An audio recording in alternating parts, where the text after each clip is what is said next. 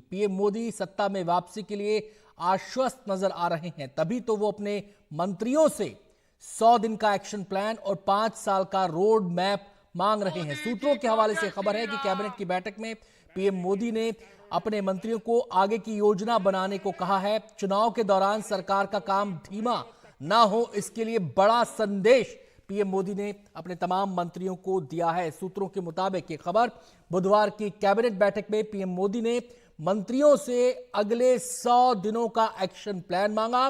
PM Modi ने अगले 5 साल का रोड मैप भी अपने मंत्रियों से देने को कहा है। तो इस वक्त की बड़ी खबर ये दर्शाता है कि पीएम मोदी कितने कॉन्फिडेंट हैं, कितने विश्वास से भरपूर हैं आगामी चुनाव को लेकर, आगामी चुनाव में अपनी पार्टी की परफॉर्मेंस को लेकर, पार्टी की विजय को लेकर। आपने सुना होगा अलग अलग मुद्दों पर लगातार पीएम बोलते हैं अपनी अलग अलग रैलियों में, जनसभाओं में, और हर बार उन्होंने पिछले दिनों एक नारा भी दिया कि बीजेपी 370 और एनडीए 470 पार।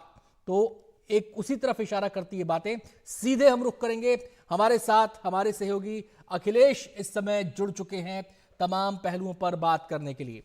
अपने मंत्रियों से 100 दिन का एक्शन प्लान, 5 साल का रोड मैप मांगना, अखिलेश, यही दर्शाता है कि पीएम को कोई बट नजर नहीं आता है। वो कॉन्फिडेंट हैं कि आप मोदी ही रहे हैं।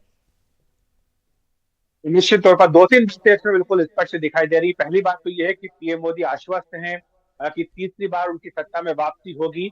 यही कारण है कि जो बुधवार को कैबिनेट की बैठक हुई, उसमें उन्होंने सभी मंत्रियों से कहा कि वो अगले 100 दिनों का कार्य योजना का जो कार्यक्रम है वो लेकर के आए।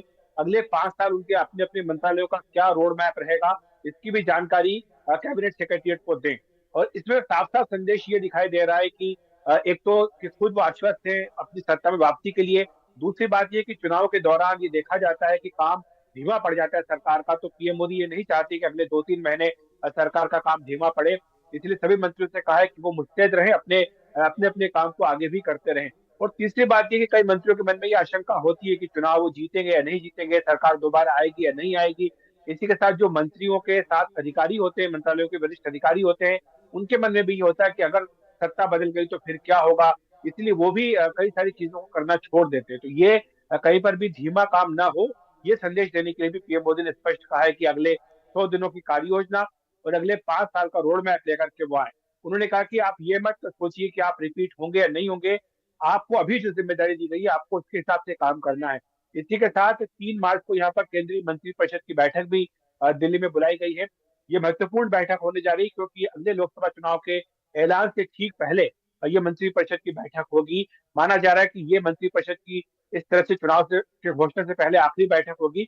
और इसमें भी पीएम मोदी अपने सभी मंत्रियों को, कैबिनेट मंत्री, राज्य मंत्री, स्वतंत्र प्रभार और सभी राज्य मंत्रियों को संदेश देंगे कि आने वाले 100 दिनों के लिए किस तरह से तैयार रहना है, किस तरह से सरकार का काम लोगों के बीच लेकर के जाना है, ताकि लोग एक बार फिर से मोदी सरकार को सत्ता में लाए।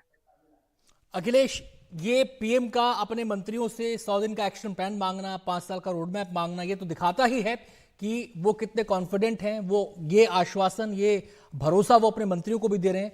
लेकिन कहीं ना कहीं एक और संदेश है, वो संदेश ये भी है कि मंत्रियों का असेसमेंट कार्ड भी एक प्रकार से वो तैयार कर रहे हैं।